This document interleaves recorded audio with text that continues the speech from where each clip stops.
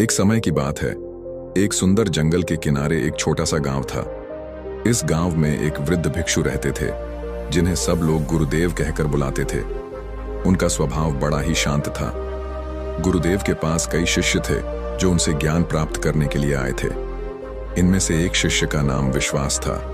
विश्वास एक जवान, उत्साही और सीखने की चाह रखने वाला युवक था।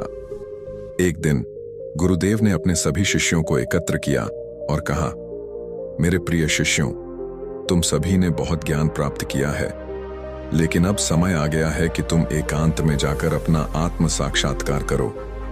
एकांत ही वह मार्ग है जो तुम्हें सच्चे ज्ञान की ओर ले जाएगा। शिष्यों को यह बात सुनकर अचरज हुआ, क्योंकि वे गुरुदेव के आश्रम में रहकर ही उनसे सीखते आए थे। विश्वास ने साहस जुटाया और पूछा, गुरुदेव, क्या वास्तव में एकांत में रहना इतना जरूरी है? हमें तो आपके पास से ही सारा ज्ञान मिल रहा है।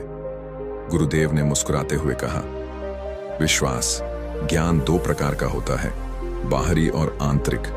बाहरी ज्ञान तुम्हें शिक्षक देता है, लेकिन आंतरिक ज्ञान तुम्हारे मन की गहराई से निकलता है। एकांत उस गहराई को छूने का मार्ग है।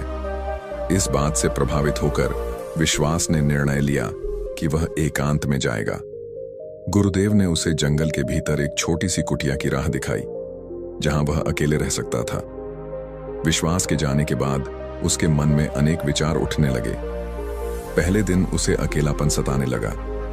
रात को वह अपने शिष्यों के साथ बिताए समय को याद करता रहा, लेकिन फिर उसने स्वयं को संयम में रखा और ध्यान किया। दिन बीतने लगे और विश्वास को धीरे धीरे अपना एकांत प्रिय होने लगा। उसे अपनी सांसों का शोर सुनाई देने लगा, जो पहले कभी नहीं सुना था।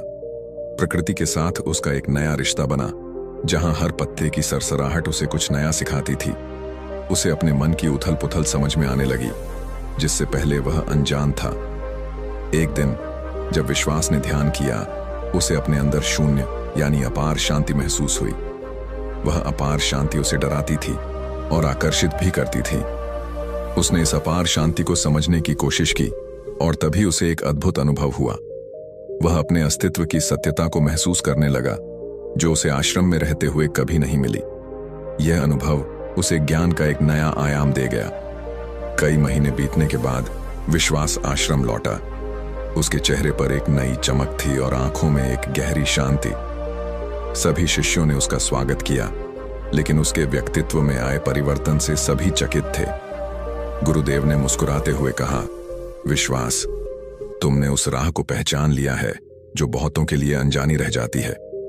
विश्वास ने कहा, गुरुदेव, एकांत ने मुझे यह सिखाया कि सबसे बड़ा साथी हमारा अपना मन ही है।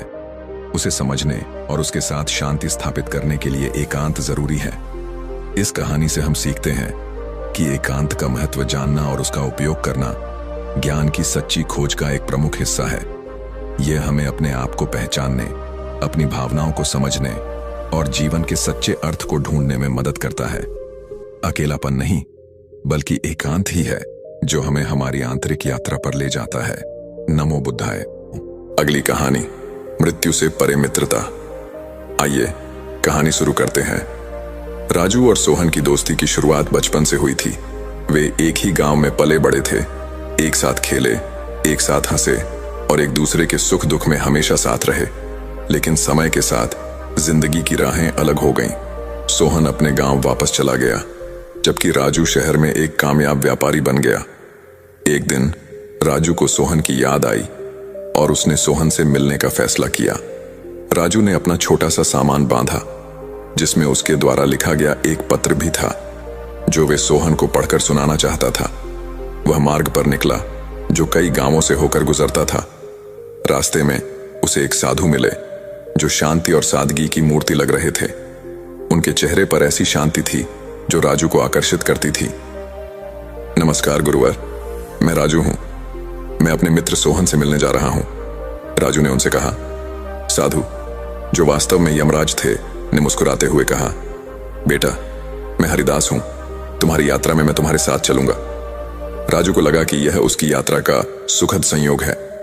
पहला गांव और पहली घटना।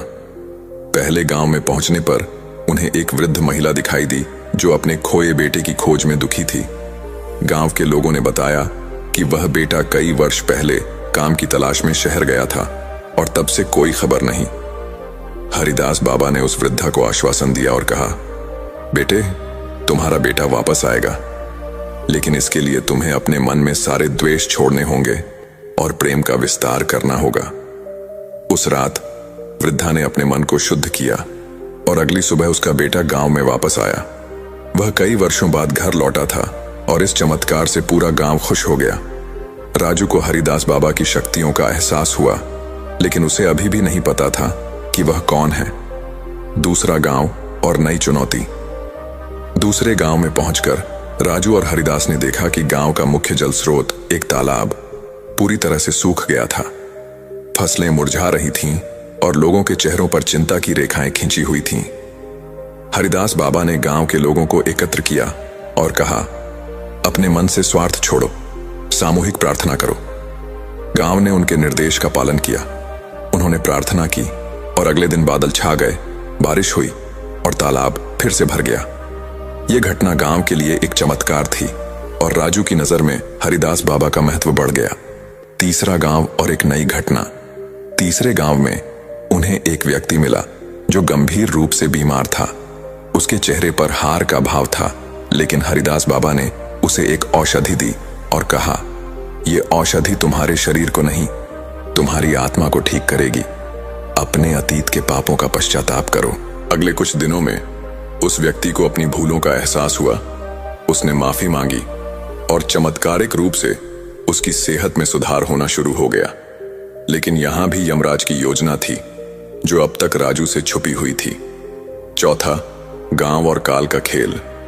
चौथे गांव में हरिदास बाबा ने राजू को बताया, तुम्हारा मित्र तुम्हारी प्रतीक्षा कर रहा है, अब तुम्हें अकेले जाना चाहिए। राजू ने आगे बढ़ने का निर्णय लिया, लेकिन अभी तक उसे नहीं पता था कि सोहन उसे छुपकर देख रहा था, जिसे हरिदास बाबा ने पहले ही बुला लिया था। सोहन जानता था कि हरिदास बाबा कोई साधारण साधु नहीं है। यमराज का रहस्योद्घाटन। पहाड़ी के शीर्ष पर पहुंचकर हरिदास बाबा ने अपना सच्चा रूप दिखाया। उन्होंने अपना स्वरूप बदला और यमराज के रूप में प्रकट हुए। उन्होंने राजू और सोहन को बताया, मैं यमराज हूं, मृत्यु का देवता। सोहन, तुम्हारा समय आ गया था, लेकिन राजू की दोस्ती और तुम्हारे प्रेम ने मुझे तुम्हें थोड़ा और जीने का समय दिया है। भावनात्मक समापन। इस घटना ने राजू और सोहन को जीवन के मूल्य का पाठ पढ़ाया। वे समझ गए कि जीवन कितना कीमती है और कैसे हर पल का आनंद लेना चाहिए। उन्होंने निश्चय किया कि वे अब हर पल को सार्थक बनाएंगे, एक दूसरे के साथ हंसेंगे, प्रेम करेंगे और जीवन के हर क्षण को खुशी से जिएंगे। यह कहानी दोस्ती के अद्भुत बंधन और जीवन के महत्व को समझाती है। साथ ही साथ यह भी सिखाती है कि कैसे हर पल की अहमियत को पहचानना चाहिए। नमो बुद्धाय। एक बार एक नगर में महात्मा बुद्ध सभी को प्रवचन दे रहे थे और बंधन के बारे में बता रहे थे कि इंसान के दुख का सबसे बड़ा कारण मोह होता है। मानव का स्वयं को कहीं भी बांधना दुख का कारण होता है। जहां भी मोह होगा, बंधन होगा, वहां दुख जरूर होगा। अतः स्वयं को इन सब से बाहर निकाले। अपना उपदेश खत्म कर बुद्ध वापस आ गए। अगले दिन एक आदमी बुद्ध के पास गया और बोला, मैं जानता हूं कि कल का उपदेश आपने मेरे लिए दिया था। मैं आपकी कही बात समझ गया हूं। मैं अपने सारे बंधन तोड़कर आपके पास आया हूं, अपने सारे मोह छोड़कर आया हूं। कृपा करके मुझे अपने साथ रख लें। अब मेरा मकसद केवल सत्य को खोजना है। बुद्ध मुस्कुराए और बोले, तुमने कौन कौन से बंधन त्याग दिए हैं? आदमी बोला, मेरे घर पर मेरे माता पिता हैं, मेरी पत्नी और मेरा छोटा बच्चा भी है। मेरी पत्नी बेहद बीमार रहती है।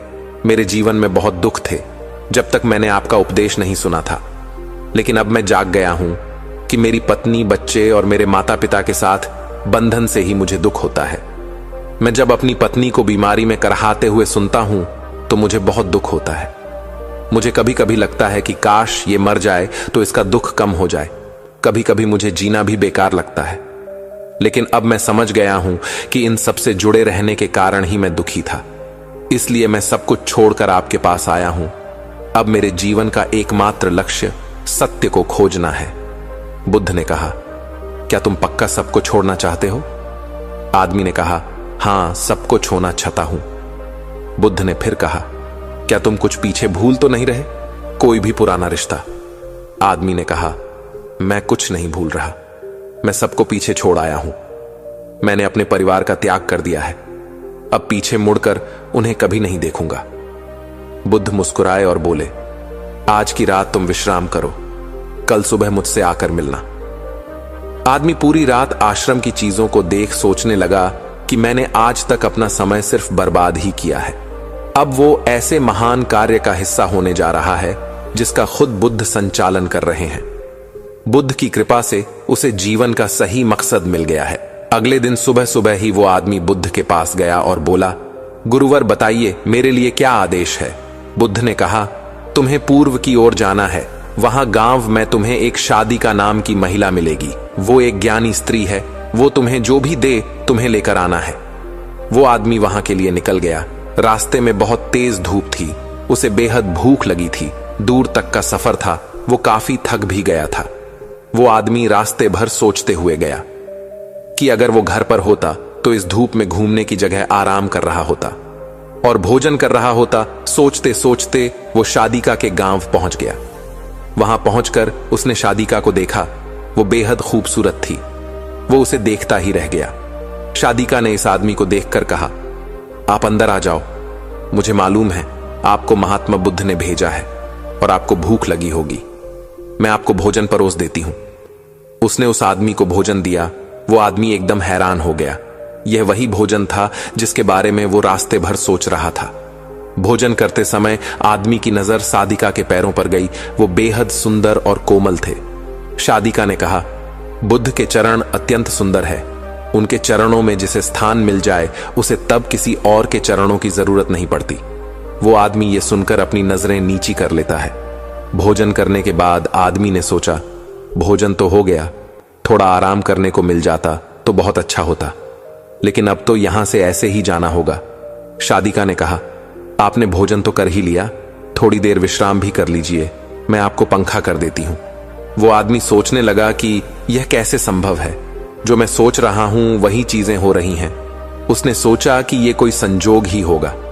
वो आदमी चादर बिछाकर आराम करने लगा और शादिका उसे वहीं बैठकर पंखा करने लगी। वो आदमी छुप छुप कर शादिका को बार बार देखने लगा। वो कभी उसके चेहरे को देखता तो कभी उसके चरणों को। वो उसके शरीर के सभी आकृतियों को देखता और मन ही मन सोचता कि कितनी सुंदर स्त्री है, एकदम शांत, सुंदर, प्यारी वाणी, इसे तो मेरी पत्नी होना चाहिए था। वो मन ही मन शादिका के लिए कई सारी कविताएं बना चुका था। थोड़ी देर बाद उसे याद आया कि उसे वापस भी जाना है। शादिका से उसने कहा कि अब मुझे चलना चाहिए। जाते समय आदमी ने सोचा कि एक बार शादिका को फिर से ध्यान से देख लेना चाहिए, इतनी सुंदर स्त्री है। तभी शादिका ने कहा, शरीर में कुछ नहीं रखा, ये तो बस मांस, मल, जा, हड्डी और रक्त का जोड़ है, इसमें कुछ नहीं है। यह सुनकर आदमी घबरा गया और बोला कि आप अंतर्यामी हैं, मन की आवाज को सुन लेती हैं। वो बोली, नहीं, मैं कोई अंतर्यामी नहीं हूं। बुद्ध की कृपा और साधनों से मैं जीवन को जानती हूं और मन के भावों को पढ़ सकती हूं। इसलिए मैं तुमसे कहती हूं कि शरीर में कुछ नहीं रखा है, ये तो नष्ट हो जाएगा। वो आदमी मन ही मन बेहद लज्जित हुआ और सोचा कि इस स्त्री ने मेरे मन की भावनाओं को जानते हुए मेरा इतना सम्मान किया और मैं इसके बारे में क्या सोच रहा हूं। मैं एक बहुत बड़ पापी हूं। वो आदमी शादिका से नजर नहीं मिला सका और वहां से बुद्ध के पास वापस चला आया और बुद्धि से सब बात कहने लगा कि गुरुवर, मुझसे गलती हो गई है। बुद्ध ने कहा, मैं पहले से ही तुम्हारे मन के भाव को जानता था। अब तुम बताओ, क्या तुम बंधनों से मुक्त हो गए हो? आदमी ने कहा, मैंने तो आपके कहे अनुसार अपने सारे मोह बंधन त्याग दिए। मेरा मोह मेरे परिवार से था, जिन्हें मैं छोड़ आया हूं। बुद्ध ने कहा, बाहरी बंधन और मोह को त्यागने से हम बंधन मुक्त नहीं हो जाते। बंधन और मोह हमारे भीतर होते हैं, न कि बाहर। इसलिए तुमने परिवार के बंधनों को तो छोड़ दिया, लेकिन एक और बंधन बांधने चले थे, जिसके कारण आज तुम खुद को पापी समझ रहे हो। आदमी बोला, बुद्ध, आप सही कह रहे हैं। मैं बस अपनी पत्नी से पीछा छुड़ाना चाहता था। लंबे समय से वो बस कमाती थी और मैं कुछ ज्यादा कमाता भी नहीं हूं। जिसकी वजह से मैं अपनी ही जिम्मेदारी से भाग रहा था, उनसे पीछा छुड़ाना चाहता था। और जब मैंने आपका उपदेश सुना तो मुझे लगा परिवार ही सबसे बड़ी बाधा है, उसे छोड़ने से ही सत्य की प्राप्ति होगी, लेकिन मैं गलत था। मैं समझ गया हूं कि सत्य की प्राप्ति में सबसे बड़ी बाधा परिवार नहीं बल्कि मैं खुद हूं। बुद्ध ने कहा, मैं जो भी कहता हूं वहां लोग अपने स्वार्थ अनुसार ही सुनते हैं। जहां उनका स्वार्थ नहीं होता वहां वो उन बातों को नकार देते हैं। मोह, कामना, इच्छा, वासना, क्रोध, इन सब चीजों को लोग बाहर की तरफ ही ढूंढते रहते हैं। कामना से इच्छा पैदा होती है, इच्छा से वासना, और वासना ना मिले तो क्रोध पैदा होता है। ये सब एक दूसरे से जीड़े होते हैं। आपने देखा होगा कि जब भी आपको क्रोध आता है आप उसका जिम्मेदार दूसरों को ठहरा देते हैं कि उसकी वजह से मुझे क्रोध आया है। हम कभी ये नहीं कहते कि उसका कारण मैं खुद हूं, जबकि क्रोध हमें हमारी वजह से ही आता है। अगर आप चाहे तो क्रोध नहीं आएगा। इसी तरह बंधन बाहर नहीं होते, हमारे मन में ही होते हैं। इसीलिए मन से और मन के बंधनों के कारण ही हम सब दुखी होते हैं। दोस्तों, हर कोई यह चाहता है कि लोग हमको पसंद करें, हमारे बारे में बातें करें, हमको सम्मान दे। अगर हम कहीं पर जा रहे हैं तो सभी हमारे बारे में पूछे, हमारा हाल चाल पूछे। लेकिन लोगों के मन में अपने प्रति सम्मान हर कोई नहीं बना पाता। पर दोस्तों, आज की बौद्ध कहानी में हम आपको 10 ऐसी आदतें बताएंगे जो आपको एक सम्मानित व्यक्ति बनाने में मदद करेगी। नमस्कार दोस्तों, ट्रू लाइन यूट्यूब चैनल पर आपका स्वागत है। तो शुरू करते हैं। बुद्ध के परम शिष्य आनंद हमेशा यह जानने के इच्छुक रहते थे कि कैसे वह अपने जीवन को और अधिक अनुशासित और आनंदमय बना सकते हैं। एक दिन जब बुद्ध ध्यान में बैठे थे, आनंद ने उनसे एक महत्वपूर्ण सवाल पूछा। गुरुदेव, एक व्यक्ति को ऐसा जीवन कैसे जीना चाहिए जो न केवल स्वयं के लिए शांति और संतोष लाए बल्कि दूसरों के लिए भी प्रेरणादायक हो? बुद्ध मुस्कुराए और बोले, आनंद, मैं तुम्हें 10 ऐसी आदतों के बारे में बताऊंगा जो तुम्हारे जीवन को बदल देंगी। इन आदतों को अपनाने से लोग तुम्हारा सम्मान करेंगे। इन्हें अपनाने से तुम्हें न केवल भीतर की शांति मिलेगी बल्कि तुम दूसरों के लिए भी प्रकाश का स्रोत बनोगे। ध्यान से सुनो आनंद। पहली आदत, सत्य बोलो। बुद्ध ने कहा, सत्य बोलना सबसे महत्वपूर्ण है। जब तुम सच बोलते हो तो तुम्हारा मन शांत रहता है और तुम दूसरों का विश्वास जीतते हो। आनंद ने इसे अपनाने का प्रण किया और समझा कि झूठ केवल भ्रम और अशांति को जन्म देता है। दूसरी आदत, अपने अंदर करुणा का भाव रखो। बुद्ध ने आनंद से कहा, दूसरों के प्रति करुणा रखना सीखो। यह तुम्हें उनके दर्द को समझने और मदद करने में सक्षम बनाएगा। आनंद ने देखा कि करुणा के अभ्यास से उनका दिल और मन हल्का हो गया। तीसरी आदत, धैर्य रखना। जीवन में धैर्य रखो। बुद्ध ने कहा, जल्दीबाजी और अधीरता से केवल समस्याएं बढ़ती हैं। आनंद ने ध्यान दिया कि जब वह धैर्य से काम लेते हैं तो समस्याएं स्वतः सुलझने लगती हैं। चौथी आदत, मितव्ययी बनो। बुद्ध ने समझाया, अपनी आवश्यकताओं को सीमित करो और सादगी से जीने का अभ्यास करो। आनंद ने अपने जीवन को सरल बनाना शुरू किया और महसूस किया कि यह उनके ध्यान और अध्ययन में मदद करता है। पांचवी आदत, मौन का महत्व। समझो अल। कभी कभी मौन रहना सबसे अच्छा उत्तर होता है। बुद्ध ने कहा। आनंद ने देखा कि मौन से न केवल विवाद टलते हैं बल्कि मन भी शांत रहता है। छठी आदत, ध्यान का अभ्यास।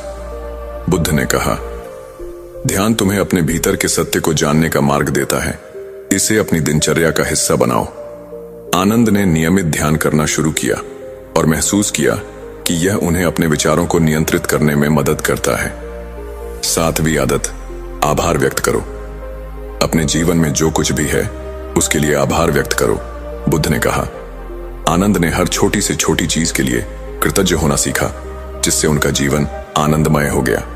आठवीं आदत, दूसरों की सेवा करो।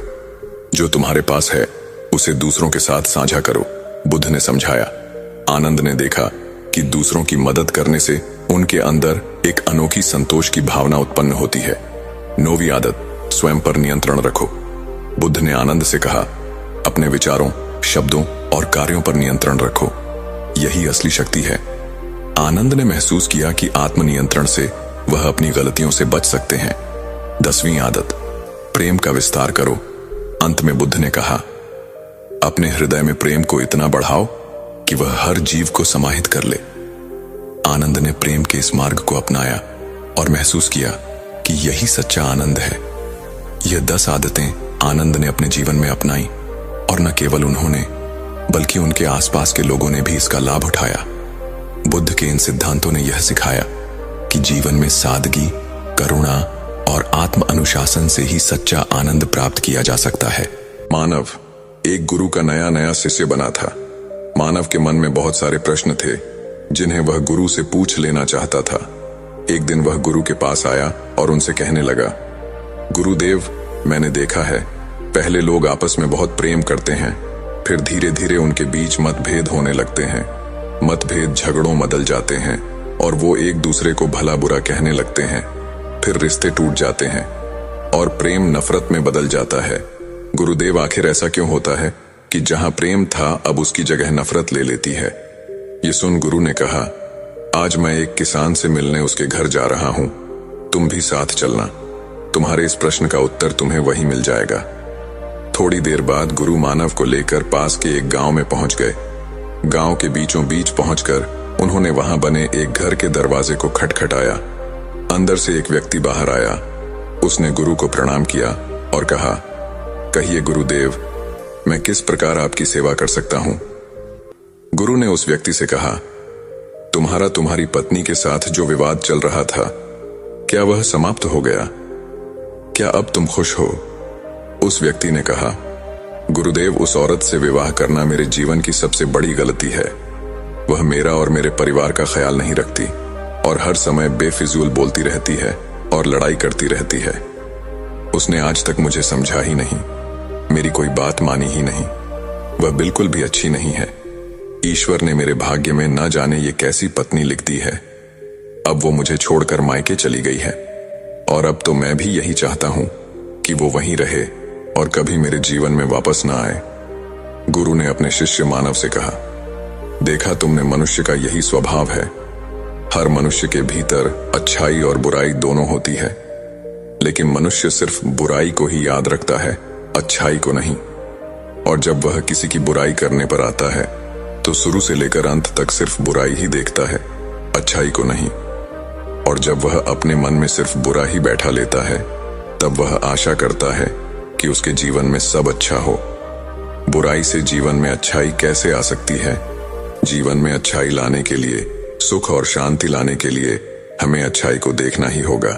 लेकिन यह काम कोई नहीं करता, क्योंकि ऐसा करने से मनुष्य के अहंकार को चोट पहुंचती है और वह अपने अहंकार के सिंहासन से गिरना नहीं चाहता। गुरु के मुख से ये सब बातें सुनकर उस व्यक्ति ने कहा, गुरुदेव, आप ये क्या कह रहे हैं? अगर कोई बुरा है तो उसमें बुराई तो दिखेगी ही। मेरी पत्नी बुरी है तो मैं उसमें बुराई ही देखूंगा।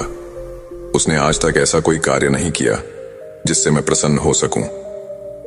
गुरु ने कहा, क्या आज तक तुमने कोई ऐसा कार्य किया जिससे तुम्हारी पत्नी खुश हो सके?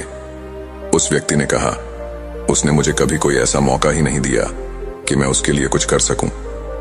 गुरु ने कहा, चलो तुम कुछ देर के लिए ये सारी बुराइयां छोड़ दो, अपनी पत्नी की कमियां भूल जाओ, अपनी पत्नी की कोई एक अच्छाई याद करो और मुझे बताओ। उस व्यक्ति ने कहा, एक बार मेरी मां बहुत बीमार पड़ गई थी, तब उसने उनकी बहुत सेवा की थी। उन दिनों उसने रात दिन का भी ध्यान नहीं रखा था। गुरु ने कहा, क्या इसके अलावा तुम्हें अपनी पत्नी की कोई और अच्छाई याद नहीं है? उस व्यक्ति ने कहा कि हाँ, वो हमेशा घर में सुबह सबसे पहले उठती थी और मेरे माता पिता के खाने का बहुत ध्यान रखती थी। एक बार जब मैं बहुत बीमार पड़ गया था, तब वह रात भर मुझको जाग जाग कर दवाई दिया करती थी। वह बहुत मेहनती है, अगर उसे कोई तकलीफ भी होती थी तो वह मुझे बताती नहीं थी। वह हमेशा इसी प्रयास में रहती थी कि मैं हमेशा खुश रह सकूं। यह सब बोलते बोलते उस व्यक्ति की आंखों से आंसू आ गए और उसने कहा, गुरुदेव, मुझे ये क्या हो गया है? माना कि मेरी पत्नी में बहुत सी कमियां हैं, लेकिन वो बुरी नहीं है। पता नहीं क्यों मैं आज से पहले उसकी अच्छाई को देख नहीं पाया। गुरु ने मुस्कुराते हुए कहा, जब हम किसी में बुराई देखते हैं तो बुराई बुराई को खींचती है और वह सब कुछ बुरा दिखाती है और देखती है, और फिर हमारे जीवन में भी सब कुछ बुरा होने लगता है। पर जब हम किसी की अच्छाई देखते हैं तो अच्छाई अच्छाई को खींचती है और हमारे साथ सब कुछ अच्छा होने लगता है। उस व्यक्ति को बात समझ आ गई। उसने गुरु से आज्ञा ली और अपनी पत्नी को लेने चला गया। गुरु ने शिष्य मानव से कहा, क्या तुम समझे कि रिश्ते क्यों टूट जाते हैं, प्रेम नफरत में क्यों बदल जाता है? जब मन में नफरत हो तब प्रेम नहीं रह सकता, और जहां प्रेम हो वहां नफरत नहीं रह सकती। हम अपने मन में प्रेम रखना चाहते हैं या नफरत, ये हम पर ही निर्भर करता है। जापानी भाषा में असाही का अर्थ है सूरज की रोशनी और हारू का अर्थ है बसंत। यह कहानी है दो मित्रों की, असाही और हारू, जो आगे चलकर यह नाम दोनों बच्चों के जीवन पर अपनी छाप छोड़ने वाले हैं। बचपन से दोनों बच्चे घनिष्ठ मित्र थे। वे साथ में पढ़ते, खेलते, नदी में नहाते, पूरा दिन साथ रहते। लेकिन असाही के अंदर एक खास क्वालिटी थी। वो जो भी करता डूब कर करता। जब वह खेलता तो दुनिया भूल जाता। जब वह कुछ पढ़ने बैठता तो उसे खाने के लिए खींच कर उठाना पड़ता। एक दोपहर जब दोनों खेल रहे थे तब असाही को घर से कोई जल्दबाजी में बुलाने आया और बिना कोई कारण उसे खींच कर ले गया। यह दोनों मित्रों की आखिरी मुलाकात थी। बाद में पता चला कि किसी दुर्घटना में असाही के पिताजी का निधन हो गया है। 5 दिनों बाद असाही अपने मामा के पास रहने चला गया। उसे अपने दोस्त से आखिरी बार मिलने का मौका भी नहीं मिला। कुछ साल बीते। असाही के जीवन में नया मोड़ आया। उसकी एकाग्रता नया रूप लेने लगी। वह शांत पहाड़ की चोटी पर जाकर ध्यान करने लगा। समय बीता, ज्ञान का अंकुर फूटा। उसने ध्यान को जाना। हमेशा हर जगह वह ध्यान में ध्यान को ही जीने लगा। लोग उसे ध्यान के गुरु यानी बौद्ध भिक्षु बुलाने लगे। एक दिन हारू ने सुना कि कुछ दूर पहाड़ पर एक बौद्ध भिक्षु रहते हैं। फिर किसी ने बातों बातों में बताया कि अरे, यह तो अपने गांव में खेलने वाला असाही है, जो अब बौद्ध भिक्षु के नाम से जाना जाता है। हारू को अपने दोस्त का नाम सुनकर अजीब सा आकर्षण महसूस हुआ। वह खुद को रोक नहीं पाया। अगले हफ्ते काम से फुर्सत पाकर अपने परम मित्र से मिलने के लिए चल पड़ा और कुछ घंटों की यात्रा करके हिमालय पर्वत पर पहुंचा। पता पूछते पूछते वह पहाड़ के ऊपर चढ़ा। 2 घंटे की चढ़ाई के बाद देखा कि एक दूर गुफा के बाहर पत्थर पर एक आदमी बैठा है। हारू ने थोड़ा नजदीक जाकर देखा तो असाही ने अपने दोस्त को पहचान लिया, लेकिन उसके चेहरे पर तेज और आभा देखकर वह चौंक गया। हारू ने हिचकिचाते हुए पूछा, नमस्कार, क्या आपने मुझे पहचाना? हारू, मेरे दोस्त, मैं तुम्हें पहचानूं क्यों नहीं? तुम्हें ऊपर चढ़ने में दिक्कत तो नहीं आई? अब तो तुम काफी मोटे हो गए हो। बौद्ध भिक्षु ने ऐसे स्वागत किया जैसे 2 दोस्त कल ही मिले हों। दोनों बहुत देर तक बातें करते रहे। हारू ने देखा कि असाही के नजरें एकदम स्थिर हैं और चेहरे पर हल्की मुस्कान हमेशा बनी रहती है। फिर कुछ देर बाद हारू ने पूछा, तुम्हें अचानक क्या हुआ? तुम यहां क्यों आ गए? असाही ने कुछ नहीं कहा, बस मुस्कुराकर पूछा, अच्छा दोस्त, ये बताओ तुम कैसे हो? घर में सब ठीक है? हारू एकदम निराश हो गया।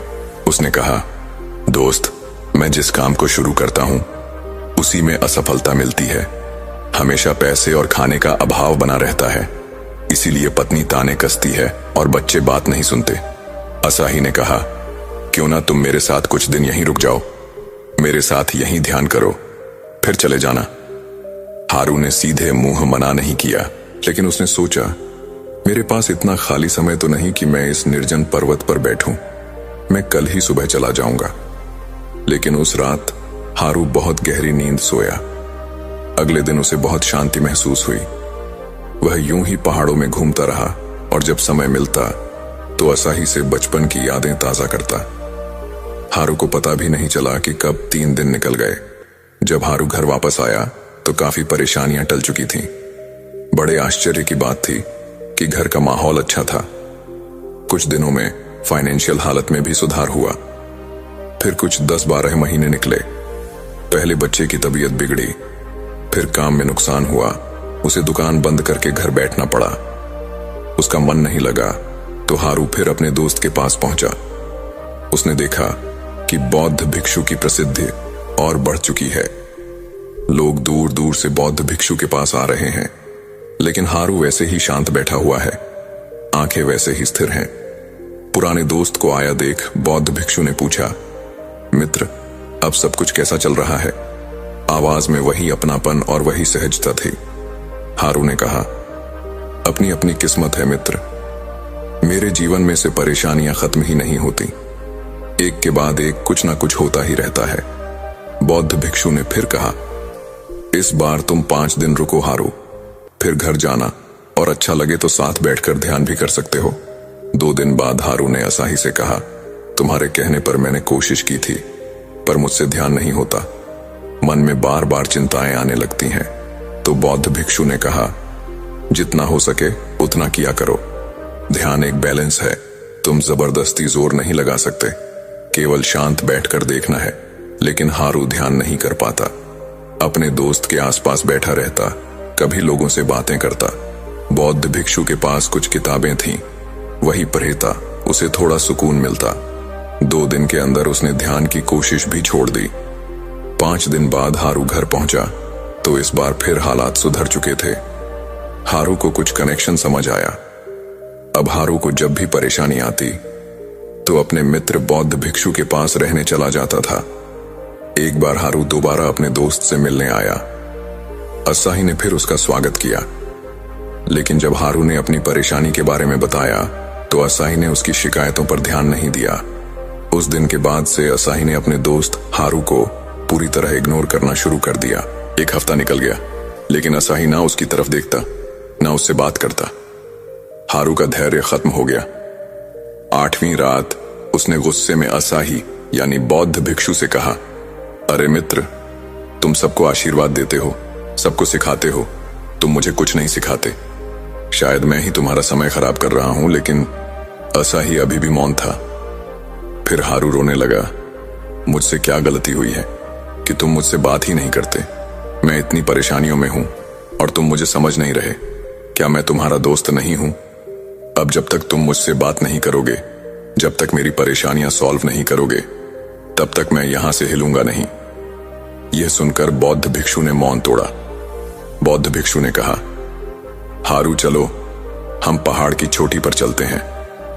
शब्दों में ऐसा आदेश था कि हारू बकरी के बच्चे के जैसे असाही के पीछे चल दिया। ऊपर पहुंचकर बौद्ध भिक्षु ने कहा, आसमान देखो क्या दिखता है। हारू ने देखा, आसमान एकदम साफ है और चोटी पर से देखने पर नजदीक भी लग रहा है। असाही ने इशारा करते हुए कहा, आसमान में दूर उस छोटे से टिमटिमाते तारे को देखो। अंतरिक्ष में बहुत दूर होने के कारण बहुत छोटा दिख रहा है, पर यह तारा हमारे सूरज से 1000 गुना बड़ा है। बौद्ध भिक्षु मुस्कुराए और बोले, हारू, कुछ समझ आया? पर हारू ने कोई जवाब नहीं दिया। बौद्ध भिक्षु आगे बोले, हमें सूरज बहुत बड़ा लगता है, लेकिन उस तारे या अंतरिक्ष की तुलना में यह बहुत छोटा है। अगर सूरज इतना छोटा है तो सोचो पृथ्वी कितनी छोटी होगी। हारू ने कहा, सुई की नोक के बराबर।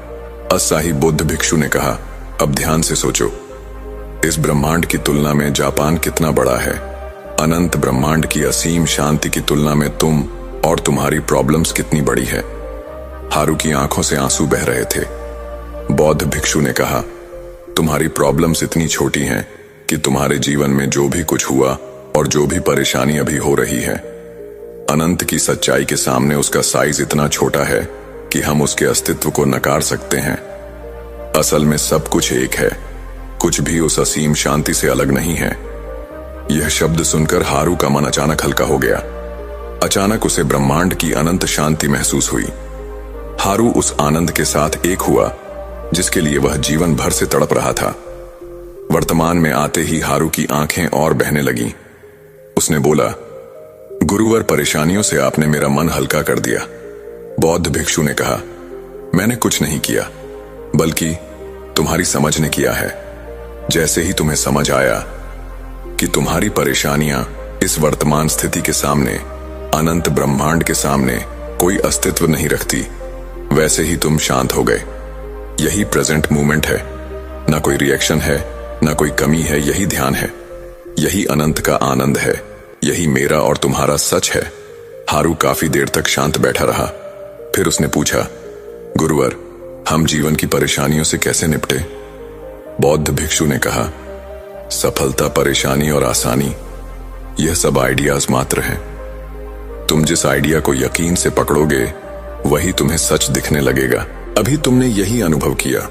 जैसे ही तुमने समझा और यकीन किया कि परेशानियों का कोई अस्तित्व नहीं है, केवल अनंत ब्रह्मांड है, वैसे ही तुम प्रेजेंट मोमेंट में आ गए। मन को तैयार करो, हारू ने कहा। असाही, अब मैं समझा कि तुमने क्या पा लिया है। लेकिन मुझे यह बताओ कि जब मैं कुछ दिन तुम्हारे पास रहता हूं तो मेरी परेशानियां कम क्यों हो जाती हैं? बौद्ध भिक्षु ने कहा, मन की आदत है कि वह परेशानियों को बड़ा बनाकर उन्हें अनावश्यक रूप से महत्व देता है और प्रेजेंट मोमेंट की उस खुशी के लिए व्याकुल रहता है जो हमेशा उसके पास है।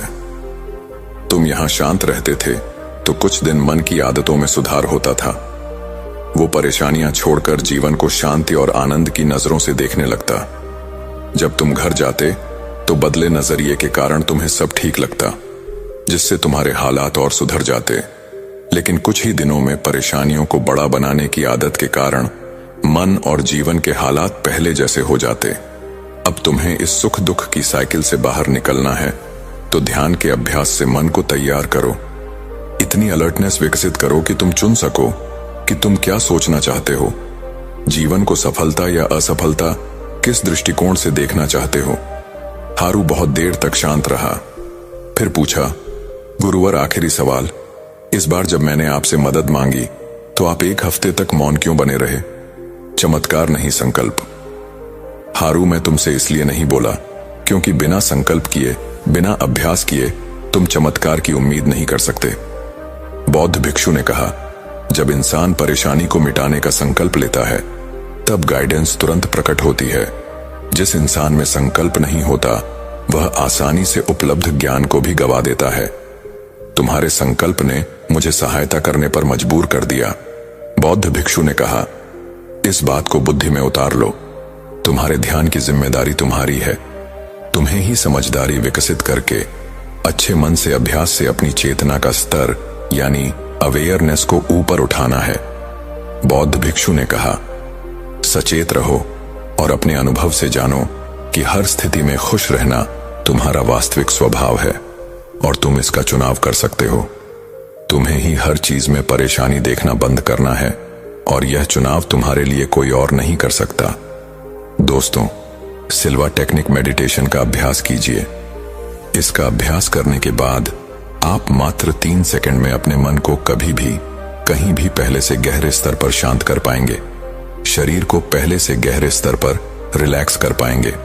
इस वीडियो को अभी सेव कर लीजिए और जरूर अभ्यास कीजिए, क्योंकि आपके समय से कोई ऐप, कोई न्यूज, कोई वीडियो कीमती नहीं है। दोस्तों, कभी कभी जीवन बदलने के लिए बस एक क्षण, एक निर्णय और सच्ची लगन की जरूरत होती है। यह कहानी है सबल की, जो अपनी कमजोरियों से हारकर भगवान बुद्ध की शरण में आया। 7 दिनों की इस अनोखी यात्रा में उसे बुद्ध के अद्भुत मार्गदर्शन ने न केवल उसकी सोच बदली बल्कि जीवन को नई दिशा दी। यह कहानी हमें सिखाती है कि दृढ़ निश्चय, स्वीकृति और सतत अभ्यास से हम किसी भी बाधा को पार कर सकते हैं।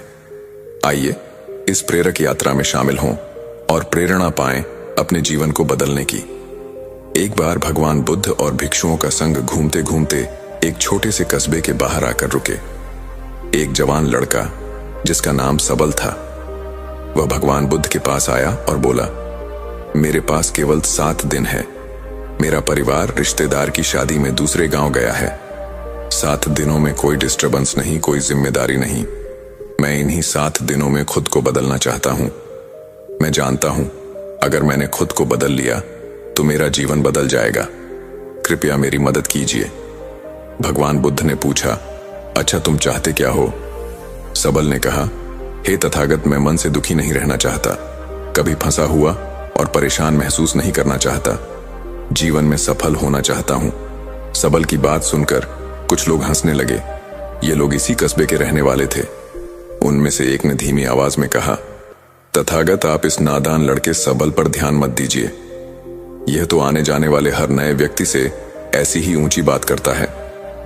उस व्यक्ति ने और धीमे स्वर में कहा, इसे करना धरना कुछ नहीं है, यह पूरे गांव में मक्कारी और सुस्ती के लिए प्रसिद्ध है। गांव वालों की बातें सुनकर सबल बोला, अब मैं सच में बदलना चाहता हूं। मैं अपने अंदर विश्वास महसूस करना चाहता हूं। साथ में ऐसा जीवन चाहता हूं जहां मुझे सफलता के साथ साथ किसी चीज की कमी ना हो। सबल की बातें भिक्षुओं के गले के नीचे नहीं उतरी।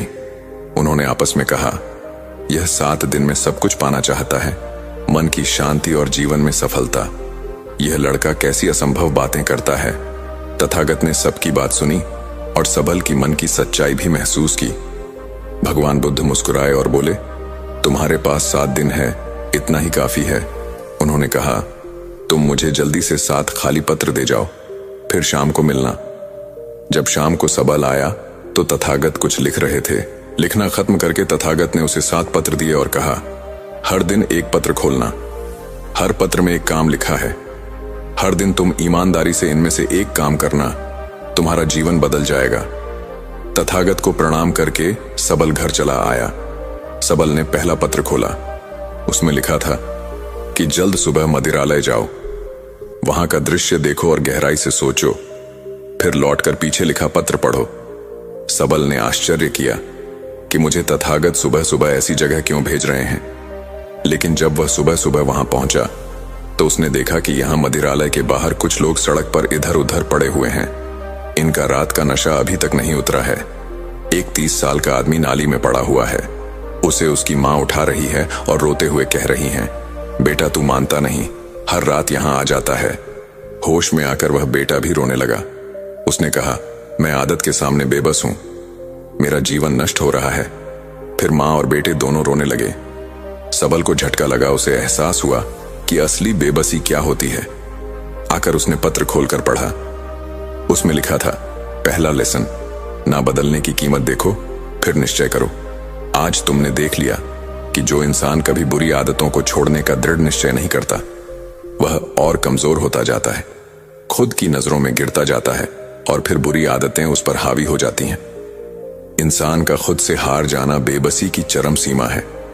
जैसे इन लोगों ने अपना जीवन बर्बाद कर लिया है, वैसे ही अगर तुम अपनी छोटी छोटी बुरी आदतें नहीं बदलते, आलस और कमजोरी नहीं छोड़ते, तो यह आदतें तुम पर हावी होती जाएंगी।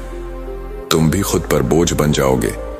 इसलिए आज तुम अपने जीवन में देखो कि अगर मैंने पुरानी आदतें नहीं छोड़ी तो आज से 10 साल बाद मेरा कितना नुकसान होगा।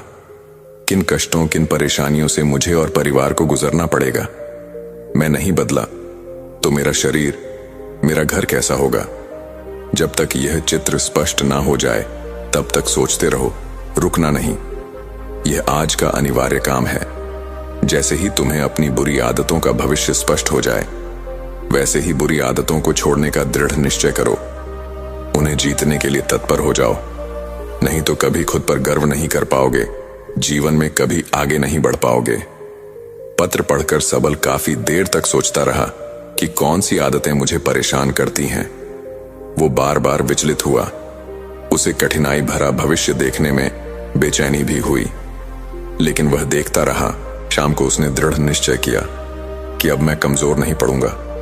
अभी से मेरे नए जीवन की यात्रा शुरू होती है। सबसे पहले काम चोरी और आलस दूर करूंगा। बिना सोचे बड़ी बड़ी बातें नहीं करूंगा। दूसरा पत्र, शमशान की शांति। दूसरा दिन हुआ। दूसरे पत्र में लिखा था, शमशान जाओ। सबल पहले 2 बार शमशान आया था, लेकिन आज उसका मन नहीं लग रहा था। मन में कल की बातें चल रही थीं। सबल बार बार बीते समय के बारे में सोच रहा था कि मैं कितना ना समझ हूं। मैंने इतने साल यूं ही निकाल दिए। मेरे अंदर कितनी कमियां हैं, मुझे बहुत कुछ सुधारना है। तभी एक बूढ़े बाबा ने कहा, क्या हुआ बेटा, तुम अकेले बैठे हो, अपनी अंतिम मंजिल देखने आए हो? अचानक सबल को एहसास हुआ कि मैं अपनी कमियों, गलतियों को, अपनी सफलता और असफलता को इतना चिपकाए घूम रहा हूं, यह स्थायी नहीं है। उसी पल सबल को बहुत हल्का महसूस हुआ। उसकी सारी निराशा गायब हो गई। उसने घर आकर पत्र पलटकर देखा। उसमें लिखा था, अब तुमने अनुभव कर लिया होगा कि कोई कमी, कोई असफलता हमारी नहीं है। लेकिन फिर भी इंसान अपनी हार और कमियों का मानसिक बोझ उठाए हुए हैं। इसलिए तुम सारी कमियों को नीचे रख दो। आज से कोई भी कर्म कमजोरी से मत करो। यह मत कहो कि मुझे आत्मविश्वास चाहिए, मैं बहुत कमजोर हूं, बल्कि यह कहो कि मुझे खुद पर विश्वास है। मैं जो सोचता हूं उसे शुरू करता हूं और उसे अच्छी तरह पूरा करता हूं। तीसरा पत्र, घोड़े की सवारी। तीसरे दिन के पत्र में लिखा था कि घोड़ी की दौड़ देख कर आओ। सबल तुरंत उठा और पास के शहर पहुंचा जहां घोड़ों की दौड़ होती थी। पूरा दिन रेस देखते देखते वह सोचने लगा कि यहां से तो छोटी छोटी सीखने वाली बहुत सारी बातें हैं, पर वह खास सीख क्या है जिसके लिए गौतम बुद्ध ने मुझे यहां भेजा है। अचानक उसका ध्यान आखिरी रेस पर गया।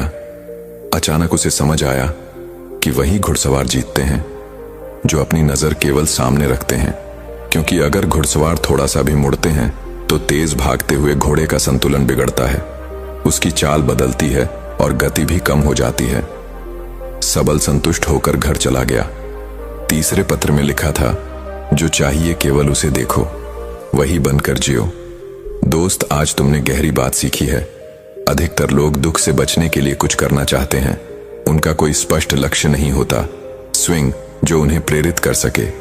उनकी नजर हमेशा कमी और कमजोरी पर बनी रहती है। इसलिए जैसे ही स्थिति थोड़ी बिगड़ती है तो डर चिंता के कारण उनका ध्यान भटक जाता है। मन का घोड़ा बार बार दिशा भटकने पर धीमा और लाचार हो जाता है। इसलिए पहले ऐसा लक्ष्य बनाओ जो तुम सच में पाना चाहते हो, जो तुम्हें प्रेरणा देता है। फिर ऐसे जियो, ऐसे कर्म करो जैसे वह लक्ष्य पूरा हो गया है। जैसे कि तुम सफल होना चाहते हो तो आज से सफल इंसान की तरह अपने समय का निवेश करना शुरू कर दो। फिर तुम्हें कभी भ्रम नहीं होगा कि सफलता मुझसे दूर है। चौथा पत्र, बाजार का चौराहा। सबल ने चौथे पत्र की पर्ची खोली जिसमें लिखा था, जब तक कुछ सीख ना जाओ बाजार के व्यस्ततम चौराहे को कई बार पार करो। सबल बाजार आया और मुख्य चौराहे पर आकर खड़ा हो गया। उसने देखा काफी व्यस्तता है, हर कोई अपने काम से इधर उधर जा रहा है। सड़क पर ट्रैफिक भरा हुआ है, कोई पैदल चल रहा है, कोई गाड़ी से जा रहा है, कोई आराम से चल रहा है, कोई तेज भाग रहा है। सबल ने रास्ता पार किया और दूसरी साइड पहुंचा। उसे कुछ खास सीखने को नहीं मिला। फिर थोड़ी देर बाद उसने दोबारा रास्ता पार किया।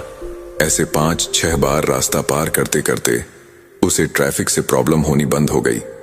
वह स्वाभाविक रूप से अपने आप को बचाते हुए आसानी से रास्ता पार करने लगा। सबल ने पाया कि अब वह ज्यादा अलर्ट है, उसका डर खत्म हो गया है। घर आकर उसने देखा पत्र की दूसरी तरफ लिखा था, लेसन 4, ध्यान से सीखो और मन की ट्रैफिक को बिना उलझे पार करना सीखो। जब तुम आते जाते विचारों को देख सकते हो, उनसे उलझते टकराते नहीं, तब मन तुम्हें विचलित नहीं कर पाता। तुम मन के मालिक बन जाते हो। तुम्हें बुरे विचारों से डर लगना कम हो जाता है। अपने आप सतर्कता भी बढ़ती है। तुम अच्छे बुरे विचारों की जाल समझने लगते हो कि इस प्रकार के विचार मुझे बार बार आते हैं। ध्यान भी यही है, तुम्हें हमेशा मन को दूर से देखना है, नहीं तो मन तुम पर राज करेगा और जो तुम्हारे पास है तुम उसे छोड़कर बाहर ही भटकते रह जाओगे और कभी मन की शांति नहीं पाओगे। 5वां पत्र, मिट्टी का काम। 5वां दिन आया। सबल ने पत्र खोला। पत्र में लिखा था, कुम्हार से सीखो। थोड़ी देर बाद सबल एक कुम्हार के पास पहुंचा जो कई लोगों को सुराही बनाना सिखा रहा था। सबल ने देखा कि सब बड़ी मेहनत से सुराही बनाते, फिर कुम्हार सबकी सुराही मिटवाकर दोबारा शुरू करवाते। जितनी बार सुराही मिटती उतनी ही बार कुम्हार पूरे उत्साह से दोबारा सुराही बनाना शुरू करता। बहुत देर देखने के बाद सबल ने कुम्हार से पूछा कि आपकी सुराही बार बार टूट रही है, आपको फ्रस्ट्रेशन नहीं हुआ? कुम्हार ने बोला, मिट्टी के बर्तन बनाना मेरा लक्ष्य नहीं है। मैं कला निखारने के लिए, बेहतर होने के लिए काम करता हूं। मिट्टी के बर्तन तो मिट्टी के मूल ही हैं, असली मायने कला के हैं। इसलिए इतने सारे लोग मुझसे सीखने आते हैं। सबल को आश्चर्य हुआ कि एक साधारण से कुम्हार की इतनी गहरी सोच हो सकती है।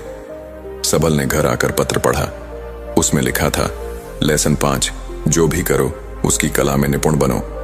तुम्हारी कीमत और बुद्धि अपने आप बढ़ेगी। मुझे मिलेगा मैं तभी काम करूंगा। जो इस भावना से काम करते हैं वह कर्मचारी बनकर रह जाते हैं। उनके पास हमेशा कमी होती है, लेकिन जो हर बार अपना काम बेहतर करना चाहते हैं वही कलाकार बनते हैं। उन्हें फेलियर फ्रस्ट्रेट नहीं करता बल्कि बेहतर बनाता है। यह जीवन का नियम है। जो सतत बेहतर होता है वो लक्ष्य तक जरूर पहुंचता है। इसीलिए हमें अपने काम पर ध्यान देना है। अपनी एकाग्रता केवल कुछ करने पर रखनी है, पाने पर बिल्कुल नहीं। छठा पत्र, बांस की बल्ली। छठे पत्र में लिखा था, बांस के खेत में जाओ। सबल खेत पहुंचा। कई सारे बांस के पेड़ों के झुंड लगे हुए थे। बहुत देर तक सबल सोचता रहा कि मैं यहां से क्या सीखने वाला हूं। तभी उसकी नजर कुछ झुकी हुई बांस की शाखाओं पर पड़ी। उसने किसान से पूछा, क्या यह खराब हो गई हैं? किसान ने कहा, बिल्कुल नहीं। जो बांस जितना मजबूत और लंबा होता है उतना ही ज्यादा झुकता है। बांस बहुत लचीला होता है, इसलिए जब तूफान आता है तो बांस के पेड़ को कोई तकलीफ नहीं होती। सबल बहुत खुश हुआ। घर आकर वो छठवां पत्र पढ़ने लगा। स्वीकार करने से दुख मन की सुंदरता में और संघर्ष शक्ति में बदल जाता है। दुख से दूर मत भागो। जीवन में अचानक से दुख आएगा, कभी धोखा भी होगा, इसलिए उसे स्वीकार करो कि सब कुछ एक सा नहीं रहता। फिर अपनी सांस, विचार और भावनाओं पर ध्यान देकर स्वयं दुख का कारण समझो। इस पल को ना स्वीकारना, जरेनिया इस पल में ना रह पाना दुख है। इसलिए जो भी हो रहा है उसे स्वीकार करो और सामान्य बने रहो। ऐसा करने से मन की शांति के साथ साथ तुम्हें बेहतर होने की साहस और प्रेरणा मिलेगी। सातवां पत्र, सतत अभ्यास। आखिरी दिन सबल ने सातवां पत्र खोला। पत्र में लिखा था, आज तुम्हें कहीं नहीं जाना, पर यह समझना है कि सफलता पाई नहीं जाती, मन की शांति पाई नहीं जाती, बल्कि हर दिन अभ्यास की जाती है, जब तक यह अभ्यास स्वाभाविक ना हो जाए। पिछले 7 दिन में तुम्हें 7 सबक मिले जो अभी तुम्हारे मन के लिए विदेशी सिद्धांत है। तुम्हें इन्हें अपना बनाने के लिए, यानी मन में उतारने के लिए सतत अभ्यास करना होगा। तब जाकर मन इन्हें स्वीकार करेगा। जो मन में उतर गया वो अपने आप जीवन में सांस सांस के साथ उतर जाएगा। तथागत ने आखिर में लिखा, अब हर दिन एक पत्र को पढ़ना और हर दिन विशेष रूप से एक चीज को ध्यान में रखकर प्रयास करना। फिर तुम्हारे लिए जीवन में किसी भी चीज को पाना या मन की शांति को पाना मुश्किल नहीं है। तुम्हारे लिए सब कुछ सुलभ हो जाएगा। सबल को भगवान बुद्ध की सारी बातें समझ में आ गई। उसने पहले दिन के कमिटमेंट को याद किया और काम पर लग गया। समरी में सबसे पहले दृढ़ निश्चय। बुरी आदतों के सामने शिथिल मत पड़ो। बुरी आदतों का जीवन पर असर समझकर इन्हें दूर करने का दृढ़ निश्चय करो, क्योंकि इंसान का खुद से हार जाना बेबसी की चरम सीमा है। दूसरा लेसन, कमियों और असफलताओं का बोझ नीचे रखो। कोई भी कर्म कमजोरी से मत करो। यह मत कहो मुझे आत्मविश्वास चाहिए, मैं बहुत कमजोर हूं, बल्कि खुद पर विश्वास करो कि मैं जो सोचता हूं उसे शुरू करता हूं और उसे अच्छी तरह पूरा करता हूं। अगली सीख, भविष्य से ज्यो। जो लक्ष्य चाहिए उसे देखो और वही बनकर ज्यो। मन का घोड़ा बार बार दिशा भटकने पर बेचैन और धीमा हो जाता है। लक्ष्य को सच मानकर अभी में जीना शुरू करो। अगली सीख, ध्यान सीखो। मन के ट्रैफिक को बिना उलझे पार करो। मन के मालिक बनने से विचारों से डर खत्म हो जाता है और मन को शांति मिलती है। अगली सीख, कला में निपुण बनो। तुम्हारी कीमत अपने आप बढ़ेगी। छठवां लेसन है, स्वीकार करने से दुख मन की सुंदरता में और संघर्ष शक्ति में बदल जाता है। और आखिर में सतत अभ्यास करो। जीवन के इन 6 मन को सतत अभ्यास के धागे में बिरो लो और महान जीवन की रचना करो। दोस्तों, कमजोरी हमेशा एक छोटे विचार से शुरू होती है। अगर इस बीज को यही नष्ट ना किया जाए तो छोटा सा विचार भी जल्दी झाड़ बनकर बुद्धि को ढक लेता है। वीडियो में भगवान बुद्ध ने 2 बातों पर जोर दिया है। आप देखिए और सीखिए कि कैसे विचारों को नियंत्रित किया जाता है। अभी देखिए या बात के लिए सेव कर लीजिए, क्योंकि आपके समय से कोई वीडियो, कोई ऐप, कोई न्यूज कीमती नहीं है। दोस्तों, हमें उम्मीद है आपको यह कहानी पसंद आई होगी। अपने सुझाव हमें कमेंट बॉक्स में दीजिए।